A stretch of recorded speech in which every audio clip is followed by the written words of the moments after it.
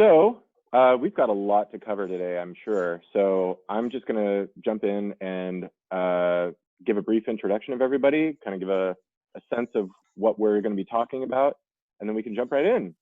So I'm Julian Leuthold, founder and CEO of Get Global. I am very excited about this discussion today because we've got some old friends, new friends, interesting friends, all participating. It's a really exciting session that we've got for you, and a really important topic. You know, with so the topic is how do you become a partner to local and state government in the current environment? With the collapse in consumer spending and the attendant business spending issues that precipitates, the last man standing is really government, and not uncommon in moments like these. So the government at the federal, state, and local levels, they're all going to be interested in making sure that their economies are operating well. So so you can get in on that, and you can do that either as a survival or revenue strategy for the medium to long term, or you can do that because you care and you want to be of service. And we've got three people here who care a lot about both of those rationales. So, so I'm going to go ahead and introduce them. We have Slater, who is from Fuse Corps, a very interesting program, and I'll let him tell you a little bit more about it. I've heard about it a lot from several other Fuse Corps folks. We've got Veronica, who is with NMS Consulting and was previously with My Brother's Keeper, which was President Obama's program. She'll tell you a little bit about that. And before that, she was, with PricewaterhouseCoopers and others. And then we have Scott, who I met when he was the CEO of National Governors Association. Even when crazy stuff was going on in Washington, he always managed to make time. I really appreciated him and his partnership then and now. Before that, he was with the executive director or just director? Executive director of a trade association that focuses on state budgets and the budget managers. So I can't imagine anybody who's got a better insight into how budgets work than Scott. So without any further ado, we're going to jump right in. Why don't you each give yourself a quick little backgrounder and maybe a comment on what you're seeing out there, and we'll move right along. We'll go. Veronica, you want to tee us off? Yeah. Veronica? Oh, for me. Okay. I missed that. Good morning, everyone. Veronica Jordan, fairly new consultant, senior consultant at NMS Consulting, focused around corporate strategy and management consulting. Prior to coming on board, I had the amazing opportunity and experience to start developing my own independent consulting and small business via Njodinizeh Consulting. And over the last 2 years, I've had the incredible opportunity to do the work that really matters to me and is close to my heart, which is focusing on the national efforts of MBK, or My Brother's Keeper, as you mentioned, which focuses on ending the school to prison pipeline and opportunity gaps that are facing boys and women of color in our country. As someone who has a brother in prison, as well as raising a young boy of color, this was very personal and my purpose and lifetime work. Over the last 2 years, going from the end-to-end contracting process, which I'll share with you, included many revisions of a contract with the local government agency, with the LA County Library. I've had the opportunity to curate programs and really work redefining and envisioning certain areas of the strategy for the library. Prior to then, I was at the City of Long Beach, where I partnered with small businesses, CBOs, local governments, and even work with national nonprofits like the Children's Defense Fund and the Obama Foundation to also do the programming that I'm currently finishing for the library. Prior to then, I worked as a health benefit advisor for school districts with Jay Glenn and Company, and then honed my skills serving healthcare advisory clients and pharma payer provider at PricewaterhouseCoopers, and business development with them as well. So that's a little bit about me, and I'm really excited to talk a little bit more about what's happening in the public sector. And I think there's value in our time here today to do business in government. Thanks. How about you, Slater? Great. Thanks, Julian, for inviting Fuse to participate in the event today. Veronica and I are old friends. We were both actually Fuse Fellows with the program. Just to give you some information about what Fuse Corps is, it's a national nonprofit that works with state and local governments on basically big wicked challenges around innovation concepts. Working at the state level, county level, and on the local level as well. Fuse partners with these entities to draft out 1 year fully funded fellowship positions at the executive level. And these positions are sector agnostic. So you'll have, say, a fellow working with the mayor's office in New Orleans on a seawall environmental impact mitigation project, or you'll have someone working in the mayor's office in San Jose on an autonomous vehicle initiative, or someone working in the mayor's office in St. Louis on a bail reform initiative. So it really can be, any specific area or avenue of impact. What Fuse then does is it goes out to the private sector and recruits individuals that have 15 or 20 plus years of primarily private sector experience. Goes through a pretty robust vetting process, brings candidates back to the local government agencies for interview, and ultimately the local agency or the government agency selects which fellow they'd like to bring aboard in an executive capacity for a 1 year term. And that fellow essentially embeds directly in with that government agency to work on this big wicked challenge with the counterparts inside the organization. So it's a really fantastic model. It really addresses some of the critical needs that government faces with finding talent to work on innovation strategies, and really trying to navigate that gray area between the public and the private sectors. So it's been in existence for about 6 or 7 years now. We've got about 200 plus, about 250 alumni in our network, and we run on 2 cycles. So we have a fall cohort that embeds in September, and then we have a spring cohort that embeds in March or April. It's a fantastic program. Again, Veronica and I were both fellows ourselves, and I continue to stay engaged with the organization. But I'm happy to answer any questions from the forum about what we're seeing on the front lines as far as critical needs with state, local government agencies, and then also kind of where the opportunities exist to help boost impact as we try and come out of the upswing of the current pandemic that our country's experiencing. Definitely. How about yourself, Scott? Yeah, thank you. And I want to thank you, Julian, for having me involved with this. I've been impressed with Get Global from the beginning, and particularly impressed with the information you're providing to so many different people during the response to the COVID-19 virus. And obviously the pretty significant not only health impacts, but the economic impacts. I have a long background in public finance. So I've worked heading the National Governors Association, the National Association of State Budget Officers. I've been a budget director in a state in Virginia.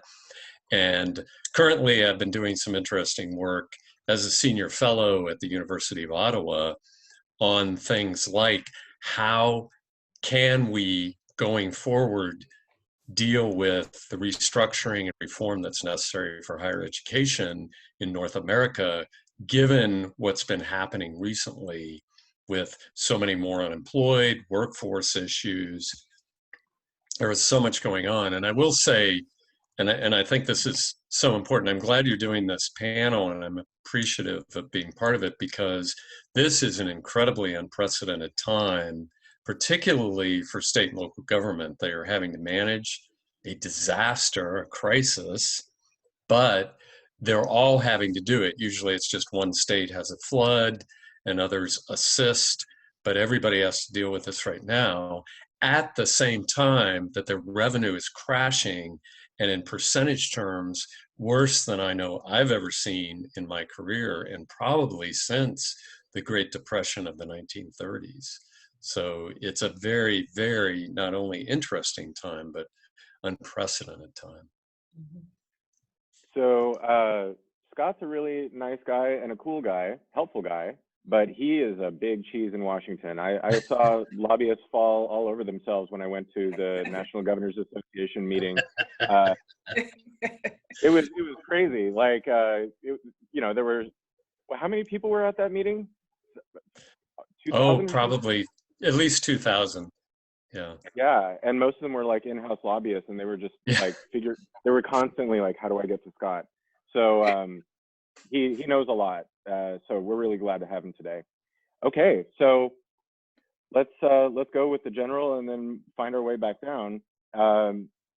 What's the first step that a company should take if they're not already a partner with government to figure out how they fit into a government's plans and start partnering with them? Veronica, this was your idea. Why don't you kick us off? I know I had a little bit of in and out last time. Can everyone hear me okay now? Yep. Or am I still choppy? Okay, great. Wonderful. I think the most important step, and I think that's with any a business, whether it's public or private, is really building authentic relationships. If you're not going to invest the time, the results are going to be very short-lived or not come through at all. And I think with the experiences that I had both as a fellow entering into the private sector, entering into the public sector from the private, but also working day to day with my very important partners within LA County, I think the first step is looking for opportunities where there may be, where private companies are able to give. When I see a big piece of giving was included as part of the corporate responsibility, and there are a lot of avenues to come in on projects and efforts to really figure out what's going on. We may be looking at finance and investor documents, but from a local city perspective, you're going to need to tune into a board supervisor meeting. You may want to tune into the city council meeting, because you are going to be able to be on the floor, on the ground, to really get a understanding of what's happening locally, so you can work your way up to county agencies, and building the relationships there, giving of your time, looking for those true connections, I think in the beginning are going to be really important to establishing a rapport. Just to give you a time frame, even though there were relationships established, the contracting process in the private sector could take weeks or maybe even less than a month. It took me almost 9 months after establishing those relationships to actually get a signed contract in place. So I think there's a time component there that may be a little impatient for private sector, but I think investing in the relationships, true, authentic building relationships up front are going to be very important as part of the process. Slater, Scott, I don't know if you have anything else to add. Actually, Veronica, I wanted to follow up on that with a question here. Yes. So what kind of relationships should they build? Like, you've got the city council, you got the mayor's office, you've got other kinds of things, but then you've got the agencies, it's a big system. So how should companies think about where to invest their time and who to be cultivating? Yes, I think the first part is again, looking at an organization as yourself, because the organization really was me, and I was trying to provide some continuity in the work that I was doing. For example, with the space of My Brother's Keeper, I started looking at organizations that had funding available, where I could be able to connect my work and my skills to the vision and value that they were trying to bring to the community. So, for example, the LA County Library, which is one of the many of the 30 plus departments within LA County, has some funding opportunities, which I learned about through actually a private company relationship that they had with a library who sat on the board of the LA County Library, and they did an introduction and said, hey, you know what? We've got some money to spend. And my motto is, let me help you spend your money. And so I made the relationship connect there around what what I was bringing to the table. So a private sector company might say, hey, we're really interested in financial literacy.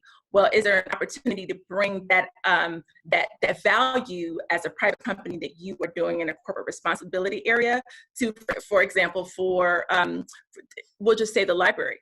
There needs to be some starting points around your value as an organization to the value that you want to bring into from a relationship standpoint. And that could be boards, which board relationships, as we know, are really huge connection points for any of, because most like the library, they all have foundations and they have board members that include that bring a lot of different people together. So I say starting point is one, looking at where you said, what are your organization's mission, vision, and values? Do you have funding that you could take into the private to the public sector and do a board mapping type of relationship to build those connections for an opportunity for proposal or beyond.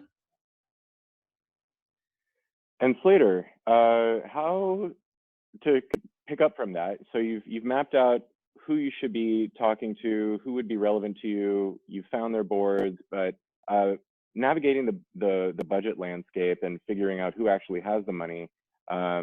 What's your advice on that? And we'll kick that over to Scott too in a moment. Yeah, thanks. I mean, I think the short answer, sort of in the framing of the first question as well, is, and not to sound like a shameless plug, but email us at Fuse and we can tell you where all the pain points are and where potential inroads are with state and local agencies. I mean, it's something that we've been doing for 6 years, is identifying these big wicked problems and figuring out ways of getting the private sector engaged with the public sector. So at a high level, I'd say contact us. We can give you a very clear diagnostic and assessment of where the critical needs are. More specifically, a tremendous amount of focus of the work that I've done with local agencies is on the economic development front.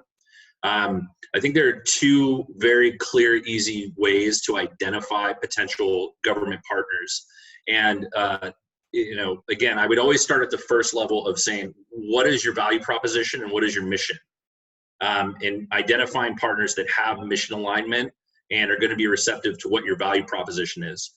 Because you're going to have a full spectrum of layers of sophistication within government agencies. So you might have the shiniest, most advanced tech tool that can solve a problem, but your government partner might not have the capacity or the bandwidth or talent to be able to actually use that tool. So, essentially you're going to give them a Ferrari and they're going to drive it in first gear at 10 miles an hour. It's not appropriate to what the context is.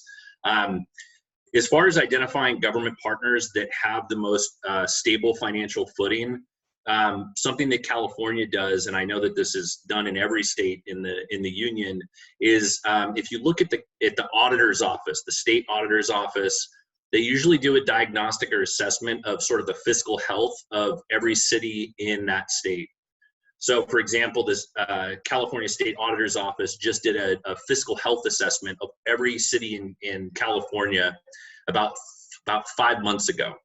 And that evaluates on a number of different metric buckets, like unfunded liabilities, financial capital reserves, things like that. So what you can really do with that snapshot is you can see which local governments have the most solid and stable financial footing. And again, financial footing is a clear indication that they have the ability to sort of come out of this pandemic and really hit the ground running, to be able to deploy some of that capital, to bring on new technologies, to enter into new agreements with partners in the private sector to help them grow and help deploy those resources to get the maximum return on that investment. The second thing I would look at is a majority of projects that cities run are funded out of the general fund. Right. So the general fund is going to take the biggest hit because of the economic crisis, because the general fund is funded by sales tax. It's funded by TOTs, the temporary occupancy taxes, which come from hotels. So those are going to be really depleted and hit hard for the next 3 or 4 quarters at a minimum. For example, state of California just did a financial assessment and released that they're going to be about $53 billion in deficit on the general fund side of things. So if you're looking at partners that have general fund funded projects, there's going to be a tremendous amount of austerity on that front. That being said, the flip side of that is that a number of state and local agencies run initiatives backed out of enterprise funds.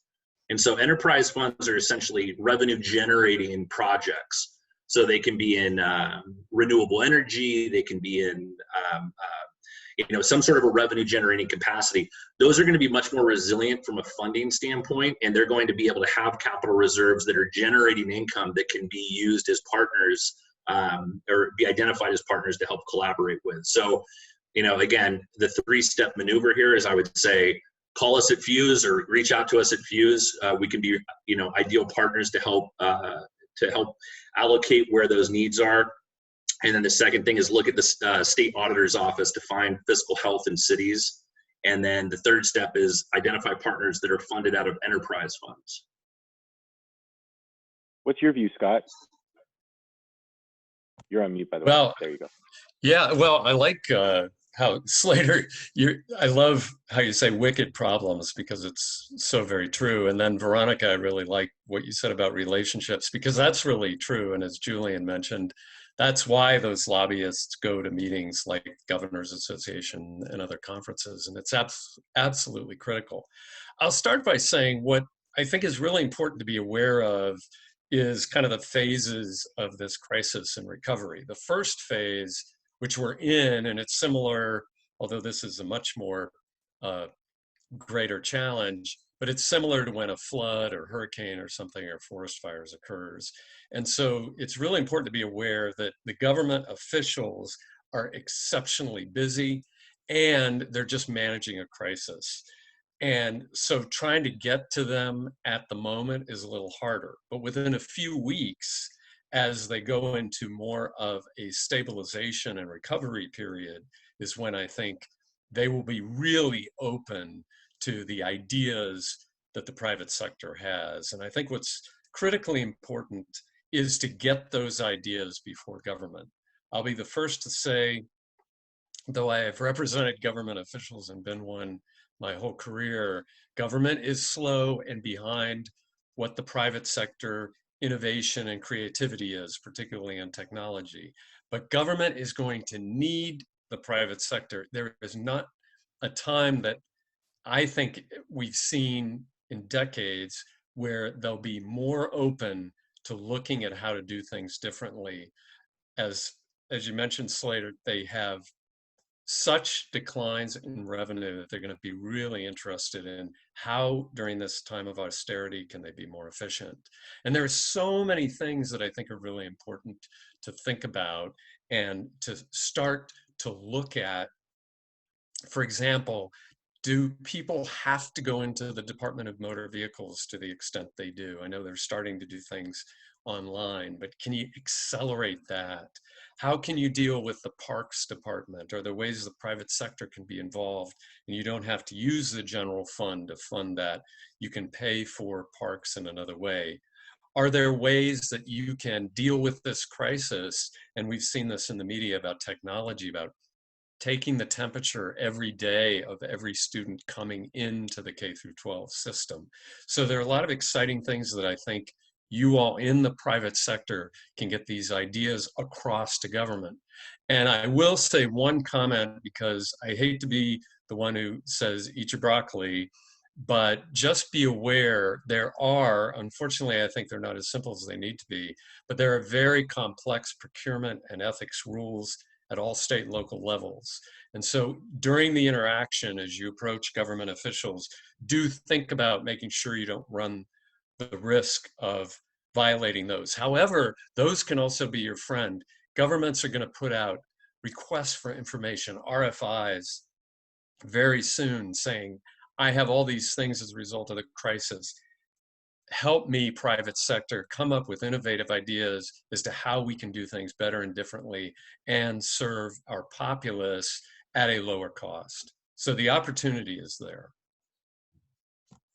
Veronica, and thank you, Scott. Veronica, what are some examples of companies that either you've seen or helped, or, you know, case studies where it might not necessarily be, you know, the first thing that a company would think of, right? Like a consumer packaged goods company, or you know, maybe office supplies or something like that. I mean, you know, something a little bit, you know, I mean, if you're selling helicopters and things like that, you're obviously dealing with government. But who else is this eligible for? Who else should be thinking in creative ways about how to participate in this?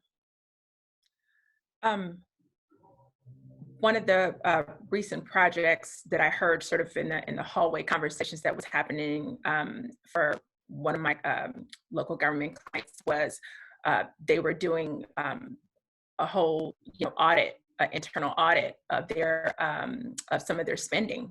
Some of the departments, like I said, specifically, and I'm using the County of LA, you know, they have different departments have different budgets. Even the procurement process within government may need an outside consultant to come in and take a look to provide sort of an objective view. So maybe, and I'm really focusing on sort of with a big four lens on my head, there's a lot of advisory work that's available specifically that may not be goods related. There's also initially there were a lot of large scale events and conferences that a lot of the departments, including Parks and Rec, including the library, put together. And one of them, as it relates to youth in schools, may need an office supplier to come in and provide, you know, book bags as part of the school year kickoff. Well, a good way to open the door is if you're an organization or company that may provide, I'll say, you know, finance audit services, but one of your corporate responsibility ideals is helping youth and children. Well, guess what? Now you can bring some office supplies, be a sponsor to this kickoff event that's happening for the year, and allow a door opener to happen there for you to possibly have a conversation about how you can support them with work beyond just here's some supplies for, you know, the kids. We also do this. And as Scott mentioned, it is very important. Even as a small business consultant, I can't give away more than a $25 gift card as a thank you around the holidays to tell my client how appreciative I am of working with them, because you do need to follow certain protocols. But giving away resources that may not be a big deal to a private sector like office supplies may open the door for other opportunities in finance and auditing, and relooking at like process flow. One of the big things that I learned coming in as a consultant, an independent consultant for the city of Long Beach when I was there, was how excited people got about my Gantt chart. There's a lot of project management that we really need on the ground. I think the government sector could really use for the private sector is PM skills as well. So that's a little roundup. And I'm getting notes again that I'm chipping out again. Am I going in and out, Jillian? Yeah. Okay. Yeah, but I think we can figure it out. You know, I'm understanding what you're saying. But if you need to jump out, jump in, we can do that.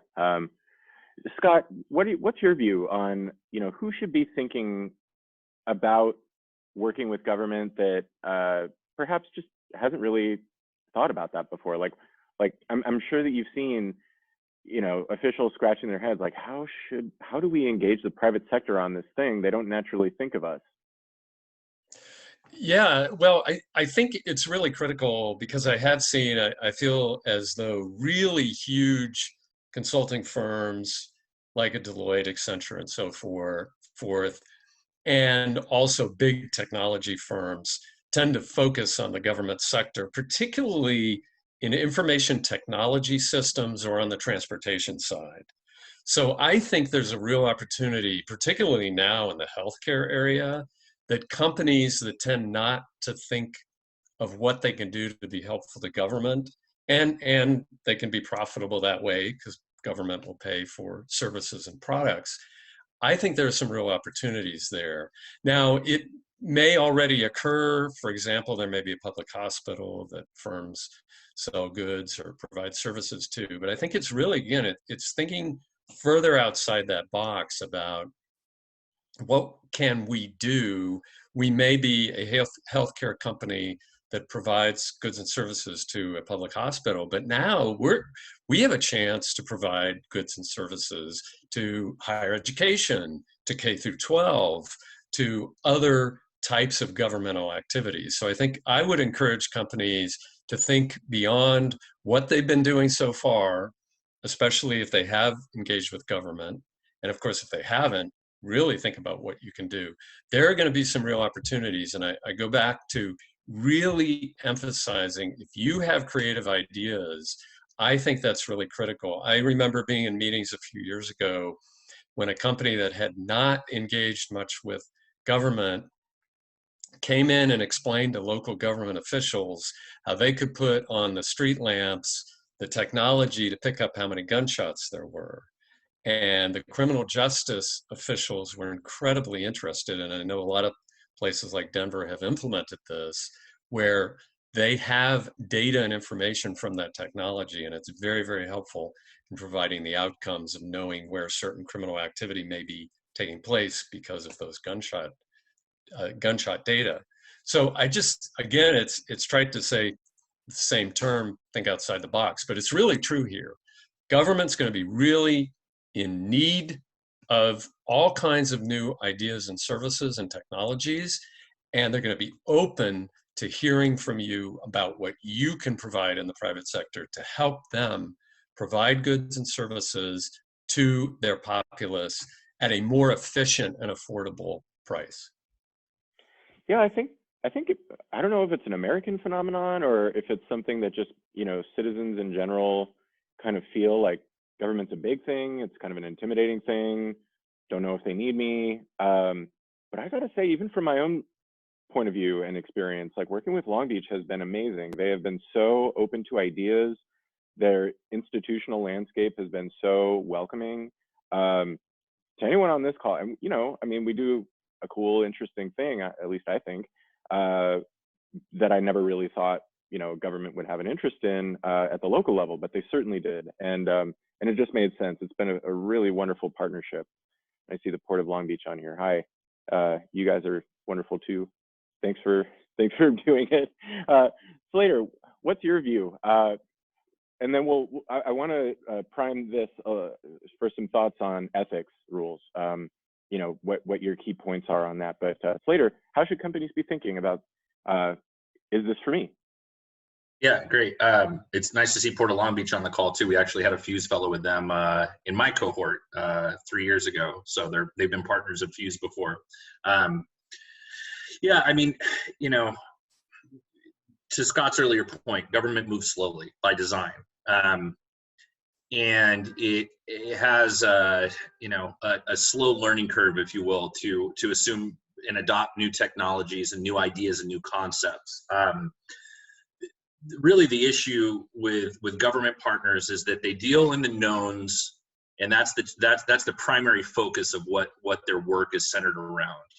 They then try and do a little bit of forecasting into the unknowns to try and see out a little bit further and periscope up. But really, what their greatest weakness is identifying the unknown unknowns, if that makes sense. So government doesn't know what it doesn't know, and that's really where private sector is a fantastic partner, because that really is the wheelhouse of the private sector, is to constantly be pulling items and elements and strategies and tactics so that they become unknown unknowns and they become real market opportunities, so that they're ahead of the competition, that they're leapfrogging and vaulting and constantly staying on the cutting edge of innovation. So figuring out that government doesn't work very well in that sort of bucket, but that's really the wheelhouse of the private sector. So the critical issue, though, is speaking a common language with your government partners, so that as you identify these market opportunities, as you identify these fantastic ways to create efficiencies for government, speaking a language that government can understand so that it's readily digestible.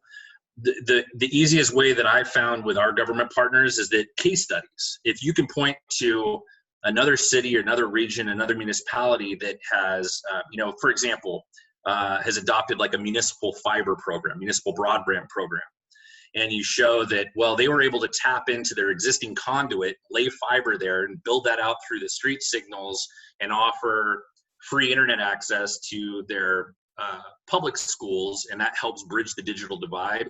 You give them a very clear roadmap of how to get from where their current issue is into a better place of strength. And so case studies are always fantastic. Those are real world examples, and that's very tangible for government partners to understand. As far as sectors or industries that have market opportunities here, government isn't unique. I mean, just think of government as this huge facilities manager that is really focused on person-to-person engagement and service delivery. So what is a critical, what's a critical miss, or what's a critical problem or issue that a government is going to face when dealing with that necessity of doing one-to-one interactions through permitting and planning processes, or just general inquiries or city council sessions? They're going to need to have secure facilities. So, you know, I've been in conversations with a number of companies that are engaged in facilities management, that produce facilities goods, and helping to kind of coach them and navigate them through the process of identifying ways that they can help create secure facilities for government agencies. You're talking about, you know, hundreds of millions of square foot of office space that need to be secure in order for people to go back to work inside government. You know, that's just one example. And again, think of what government is, that it's a service-based business with a lot of direct interaction. So if you have an industry, you have a company or an idea, you know, again, that's just one sort of pathway in, and that's going to be an immediate and critical need for government agencies. So we'll pivot quick to ethics. It's a complicated thing. Seems like every county, every city, every state has different rules. Federal government has a different set of rules. Pretty sure that I think that there would be like different rules between like even Defense Department and other, you know, elected officials or something. But Scott would know more about that. Actually, you all would know more about that. But you know, even in our case, we had to go and talk to an ethics lawyer just to make sure that we knew, you know, what the deal is, right? Like how to get it right, how not to put people in a weird situation. You know, the government official wants something done, you want something done, but there are just rules and guidelines, and you just got to know what those are. Scott, what are your tips on that? Like, yeah, what should people be thinking about? Well, one thing I think that's important to remember is that the ethics rules have come about in response to bad actors and actions in the past. So I think it's important to think about it that way as to why they exist. They tend to be responses and public outcry. That being said, I think it's really important to, in certain areas, make sure, especially if you're getting into contractual issues and that type of thing, you really do have to consult an ethics lawyer who is familiar with the ethics rules and guidelines and laws for either the state or locality. But also, you know, it's also really simple. Be very comfortable asking. I've done that even recently. When you're talking to a government official, you say, can I do this? Or is it all right if I do this? Or how should I approach that? Because if they don't know, they have ethics officers at their department or agency or in their government who they can turn to make sure that everything is going to be followed appropriately. So one thing I really encourage is simply ask. You don't really, in a lot of cases, always need to consult your attorney if you're asking the government official and that they're asking the ethics officers and attorneys that they rely on for advice. But for the most part, frankly, a lot of it is pretty common sense. And I think one of the most important ones to be aware of is, as Veronica mentioned, there are usually caps on what kind of interaction you can have. It's become very, very strict at the federal level. You really can't even buy someone a cup of coffee. In a lot of state and local areas, it's not that strict. You can give them a bookshop gift certificate, or you can take them to lunch. So it varies, but there's usually a cap on how much interaction financially that can take place. And so I would err on the side of caution on that part. Yeah, I'd like also, I'd mention what Scott hit earlier too about RFIs, RFQs, RFPs, request for information, request for qualifications, and request for proposals. Those are the 3 acronyms. Like if you go to the state of California's like general procurement website, you'll see probably, I don't know, 5,000 different RFQ, RFP, RFIs in some way, shape, or form. And you can navigate that. You can search by keywords. You can look through all of that. So you can actually curate what government is actively looking for right now, what they need help with. So that would be a good place to start. You know, again, if you have a value proposition, if you have a product or a service, you can see if there's overlap currently existing between your geographic area, where you want to engage. And this is true for the state of California and every city as well. If you go to LA County or Los Angeles, you're going to see a slew of current RFQs, RFPs, and RFIs that are posted. So that's definitely something to look at. The second thing I'd mention real quick too is that a lot of times, especially on the economic development front, unsolicited proposals that are brought in can be evaluated based on their standing and merit and the service that they provide. So that's also something, if you're trying to navigate those waters, or you feel like there's a nut that you know how to crack and it has an IT component, you can submit an unsolicited proposal to, say, the director of IT for an agency, and they might look at it, they might evaluate it, and they might say, you know what, this is a sole source proprietor right here that's serving a specific need and function, and that allows for you know, a more direct way to streamline procurement and get engaged with cities. Or cities or government agencies. You know, just something to keep in mind. I'm not offering any sort of ethics or legal consult here, but those are also some avenues to explore when you're looking at ways to engage with government. Now, Veronica, oh, by the way, folks who are listening, be sure to get your questions in. I'm going to turn this over right after this next question to Veronica. So these folks know a lot. They can be incredibly helpful to you. So you know, make sure that if you've got a question, just feel free to ask either on Slack or in the Q&A section here, where everybody seems to feel comfortable.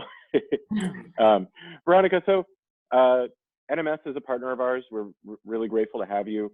And this session was your idea because, number one, there's a huge need for it, which I outlined in the beginning of this session.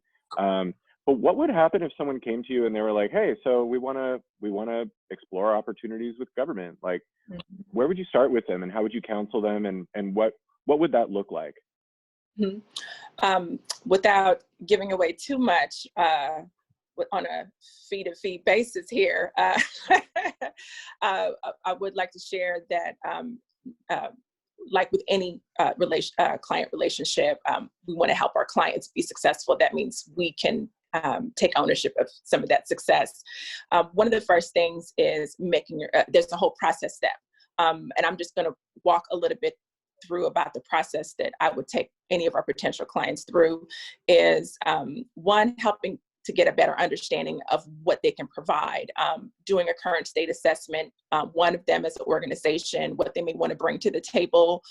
Also, I've been having conversations with local government here on some of their needs. Some folks who talk to me on a one-on-one basis to let me know what they're looking for. And so we would try to connect some of those opportunities. So it wouldn't just be a conversation about preparing our clients to position them, but also maybe connecting them to real opportunities and potential projects, and helping them go through how to really present themselves for a government public sector client. So like I showed a little bit earlier, being able to share with them, this is what the contracting process would look like. This is what getting in and setting you up as a vendor would look like.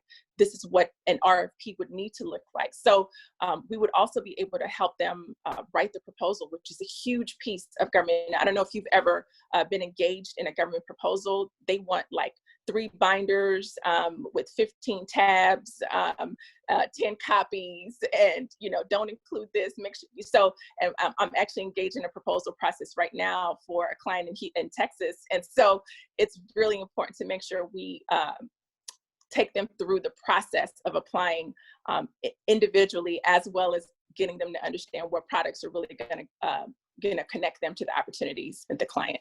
So we're ready. Just, give us a call, send us a note. We'll get you set up. And folks, if you can't tell already, Veronica's absolutely awesome. Like, you'd love working with her. We have been having so much fun preparing for this and chatting on the line. She's just great. So, folks, do you have any questions?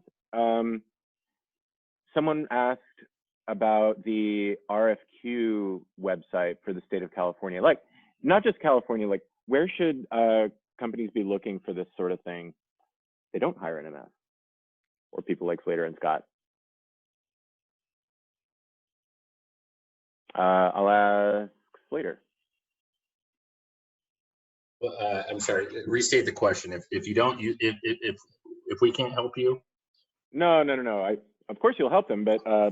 Where should companies be looking for the RFP, RFQ stuff? Like search terms. Like, is it uniform across governments? Like, what would be the places to look for this sort of thing? Yeah, I think if you just, I mean, again, if you're doing this on your own, I would say whatever state you're in, you can start with a Google search or going to their their state website, and they should have very clearly a link to procurements or RFPs. I mean, it's framed out in different ways based on the states and how the agencies are laid out. Or if you're looking at local government, but if you put in a search term like state of California, request for qualifications or request for proposals, it'll probably direct you right to the state's page. So you could do that for any state agency or any state or county or local government. Scott, anything to add to that, or should we do another question? No, I totally agree. It's easier than people think. I also think if you're in a specific area, go right to the agency that you want to cover. Right. If you're, for example, if you're in the Midwest and you go to Lincoln, Nebraska, the agencies of the state of Nebraska that you're interested in, the health department or whatever specific. And something to keep in mind as well, most government agencies have, they'll do rank scores when they're evaluating RFPs and RFQ respondents, and you can usually get some sort of a boost to that if you're a female or minority-owned enterprise. So that's something to keep in mind as well for individuals that do meet certain categorizations. That's a way to essentially leapfrog the procurement line as well when you're trying to get engaged. I hear about this all the time from the folks around LA. Like, they're constantly trying to find small businesses to participate in these things. They're constantly trying to find women-owned or minority groups who are the owners to be part of this. Like, that's an amazing advantage, and I think it's really cool. So do that. Another kind of question that I've got is how close to the RFP language do you need to be to get it through the gate? What do you think, Veronica? Like, if you're getting it, and Scott, and I'll put this to each of you, based on your experience, like, how tightly to the letter does it need to be written or proposed?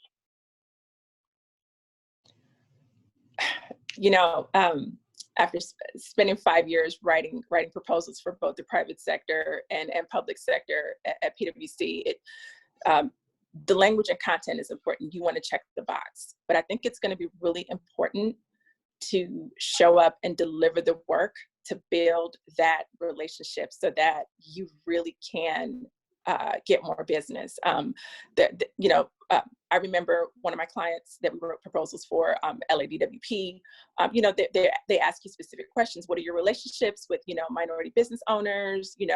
Have you had this experience before, doing X, Y, and Z work?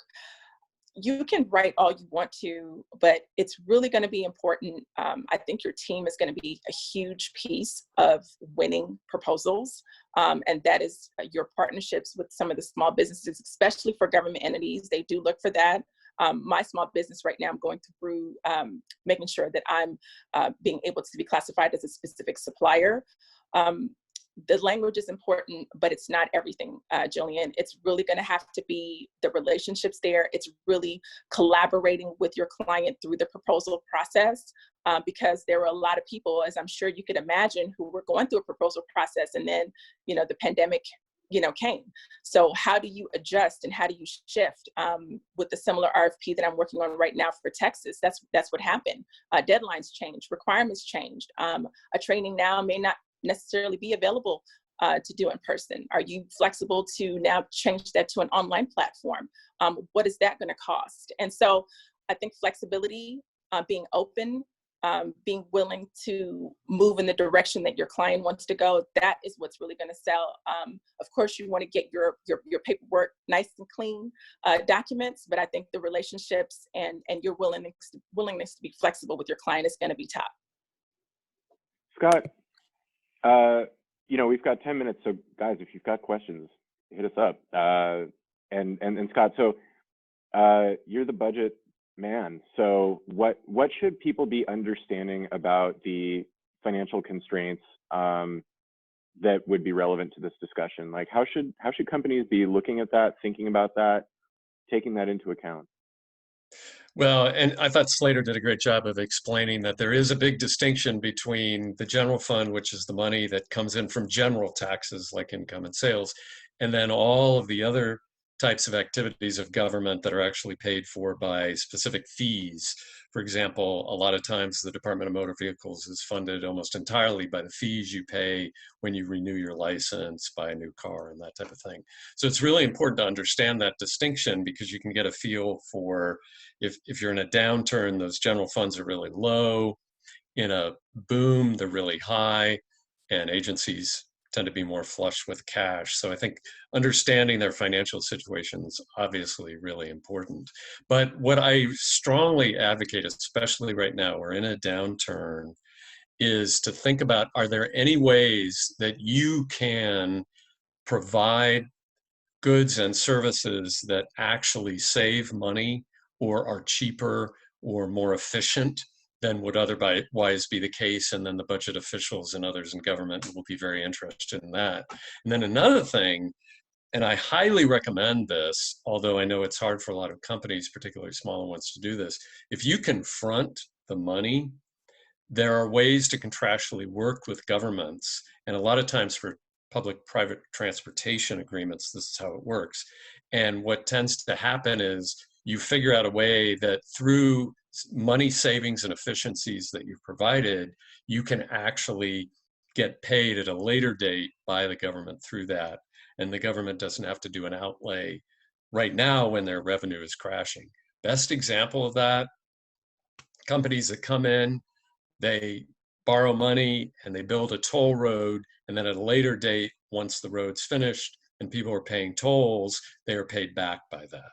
So if you do have the ability to figure out some contractual arrangement in which government doesn't have to provide an outlay at this moment during a severe downturn of their revenues, then you might have a leg up. But just generally finding efficiencies is also something that is very, very attractive to government during a down period. And how would you think about how a company can read the financials of a locality or a state? And I mean that also not just like, public accounting, but also their debt situation. Like, are we going to see a debt boom? Will that be something that is beneficial or risky to companies? I would say that for debt, you can certainly go to different websites like the agencies that actually issue the debt. It's usually some type of Treasury Department or a Department of Finance.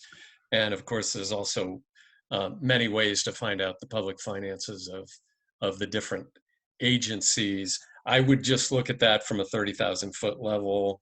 I don't think you'll get a good feel. I don't think it's necessary to get into the details. I tend to think that I would not be terribly worried about a company doing business and not getting paid. Payment may be delayed for some reason, but in almost every case, certainly every state and almost every locality, they are going to meet their contractual obligations. They always have. And frankly, politically, for them not to is a problem. So there are exceptions to that. Sometimes localities in California, as you Californians know, but I would not be terribly concerned about debt. Okay. And oh, Slater, yeah. Mm-hmm. I was just going to add some more color to that as well. Something to keep in mind also is that, especially in California, and it's true for other cities and states that we work with Fuse, the fiscal year is June 1 or July 1 to June 30th. So it doesn't run on a calendar year. So that's something to keep in mind as well. So the budget cycle essentially starts in a normal world in sort of like the February-March timeline. And that's when departments will be making new asks. They'll be asking for increases. So just figuring out the cadence and rhythm of how government works from a budget standpoint. Those that run on that off cycle, it's that July 1st to June 30th. So something to keep in mind. Also too, when you're trying to get a little bit more intelligence on financial footing and soundness of public agencies, there's a company called HDL that does a lot of work with state and local governments on sales tax initiatives and financial diagnostics and assessments. So they're a good company to look at that can provide you with probably more data than you'd ever want to know. Some of it's proprietary, like sales tax, things like that. That won't be disclosed individually, but you can see in aggregate which companies based off of a sector are the biggest sales tax contributors to a municipality, things along those lines. So they can give you some really good waypoints to look at. And real quick, I'll just say, also look at their bond rating. It's really easy. Yeah. It's a grade. If it's AAA, it's one thing. If it's B-, it's something else. Now, with this public expansion and all the things that governments are going to have to do at the local, state, and federal level to stabilize their economy, do new things that they haven't really done before, how would you predict that they're going to start behaving and looking for new relationships? I mean, on the one hand, I think that there's been curiosity about small business and minority and female-owned companies and stuff like that. So there was probably more receptivity to those kinds of companies. But now there's a rush to do new things. Like, does that change this process? And how would you position yourself for success in that climate? Veronica, what do you think? And we'll come back to Scott and Slater. Yeah, I think one of the unique things, including with the contract that currently I have active with the County of LA, is that as a small business, as a small minority-owned business, I have the opportunity to subcontract work. So if I were to get a $1 million contract, I could reach out then to, again, getting permission from my client to subcontract that work out. So I think it's also important to for privately owned businesses that don't have a lot of folks that reflect and look like me on their management or leadership team to really start investing in those relationships, so that your initial contract could be with a small business, and then you're able to take, hey, you know what, this isn't really my scope of work, but they trust me because they've built years of relationship, right? And I saw that happen on a smaller scale for some of the work that I was doing for the LA County Library. So right now, I do know that they are, on a freeze for a lot of things, for, the reasons we all are part of here being on this call. But I think the position is getting on a master services agreement with them and being a preferred vendor with some of these agencies. So when these RFIs and RFPs and RFQs come out, you're in the position. And just so you know, that takes time as well as a vetting process to get on their master services agreement list. And Fuse knows all about it. So then, you know what, we're almost done, but Slater, if you want to add something to that, and then Scott will close us out.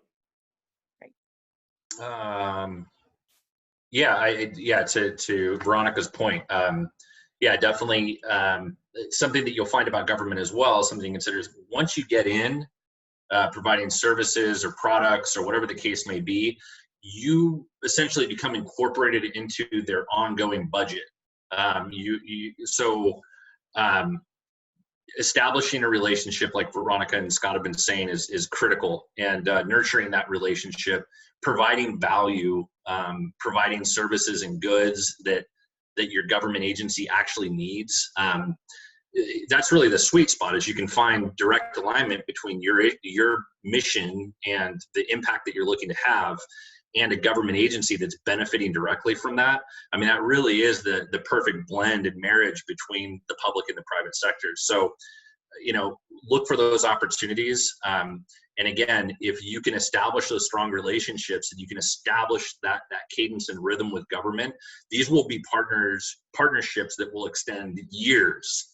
And you can continue to grow and bring new products and services into the mix, into the fold, under the umbrella of these existing master contracts, whether it's services or goods. So, I would always recommend never looking at engagement with government as a single touch point. This is the establishment of connective tissue that is going to be able to grow, nurture, and flourish as your company grows as well. So just always keep that in mind. I'm going to add really quick to that before Scott jumps in, is that, like, one really cool thing about working with folks in government is that, I've been dealing with these folks for just a little over 10 years now. There really is a public-oriented service mentality. Like, these are really helpful, nice people, and it's just really cool to be around that. I see that at the federal level. Long Beach is oozing with it.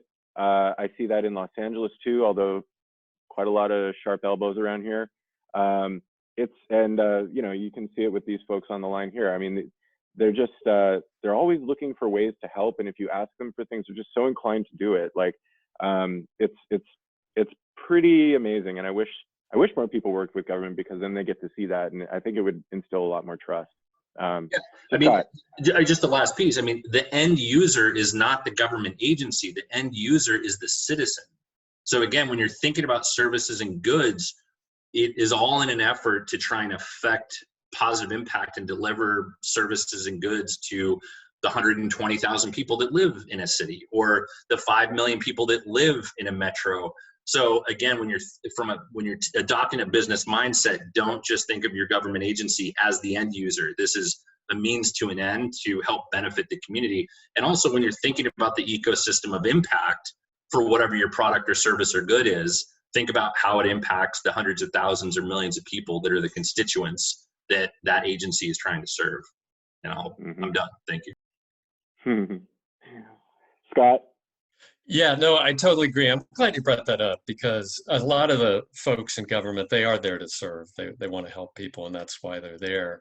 I'll just leave you with an important thought. Private sector folks really should think about getting your innovative and creative ideas out there in the public arena. The nice thing about the US is the ethics rules do not affect the First Amendment. You can go, as Veronica said, go to the city council and give a talk about some neat ideas that you and your company have, some new technology, some innovation, some creativity. Put op-eds in papers, go on social media. You have many ways to get your ideas out, in addition to responses to RFIs and RFPs and so forth. So I would just really encourage you, use that public arena, get your ideas out. Public servants will see those, and it will help you. Excellent. We stayed pretty close to time. Excellent. Well, folks, Veronica, Scott, Slater, thank you so much for giving us the time to go through these ideas. You're just absolutely wonderful, all of you. And folks on the line, if you need help with this, all three of them can help. And NMS is like, they're all over this. So we're ready. Gosh, they can help you out. So tune in with us in about an hour. We're going to be looking at, what are we looking at? My life is just so crazy right now. Oh, the complications of reopening, people and employment. That is going to be a fascinating discussion. We've got a data company that is aggregating data and putting it into a visual tool to help you understand where the risk points are, where folks are going. It's mind-blowing. I mean, down to office level detail. And our other partner, Herbert Smith Freehills, is going to be talking about all the legal implications around this. you guys have employees or customers, please, for the love of God, go on this session, because I haven't even heard people talking about this. So there are going to be a lot of people getting sued. So make sure that it's not you. Okay. All right, everybody. Thank you so much. Thanks, Julian. Bye, guys.